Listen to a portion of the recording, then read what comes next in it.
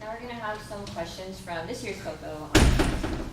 Okay, so first question. This year for FCN, we went outside our comfort zone with our storytelling. How will you continue to do that and engage your audience?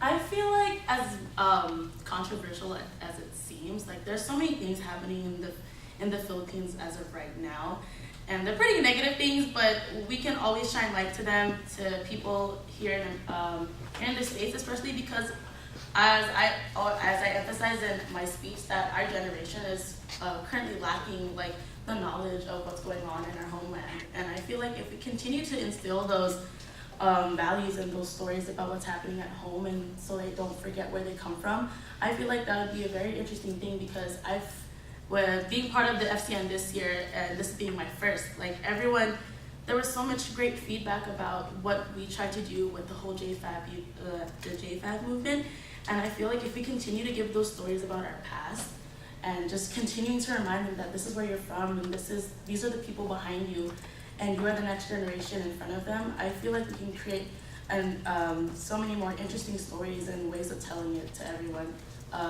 from this year on and beyond this. Okay. Second question. How will you integrate various cultural lessons throughout the year? I feel like with cultural, like it's hard to get people's attention, of course. Like culture isn't really one thing that a lot of us like to strive for, especially considering how much has changed within the organization. We're more looked at as a social group. And of course, I want to change that. And our organization is named after Andres Bonifacio. How are we going to be named after someone so important to our culture if we don't really know about him? I feel like that if we continue to remind the organization and people around us that about who he is, at the very least, we can keep on reminding them that this is our culture, and just to keep on reminding them that the little things like how we speak, like our dialects, and how what food we eat. Like we just have to continue to remind each other that this is the things that mold us as Filipinos. And I feel like that way, if we continue to give ourselves this sense of identity, that we will properly and more, we can be more excited about talking about our culture to everyone. And yeah. And I have a couple audience questions. So the first question is, please explain which areas of Philippine history you are most passionate about, and how would you reflect that amongst our members? To be very honest, the reason why I chose this position to run for is because I don't know too much about the Filipino culture and our history. And I feel like if I dive into this position, that I would find out more about it. Considering I came from a family where not a lot of Filipino history was talked about, I feel like this way I can really embrace what was happening in our history. Like of course, we know about the Spanish invasion, Andres Bonifacio, but to be honest, I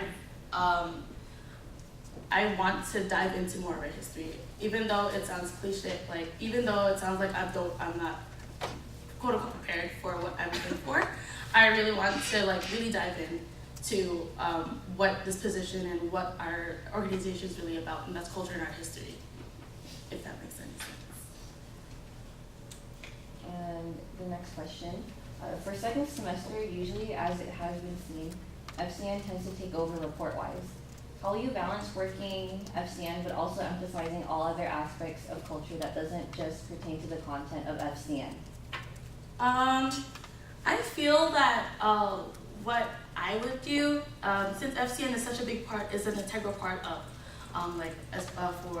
for the COCOs, and especially for AB Samahan.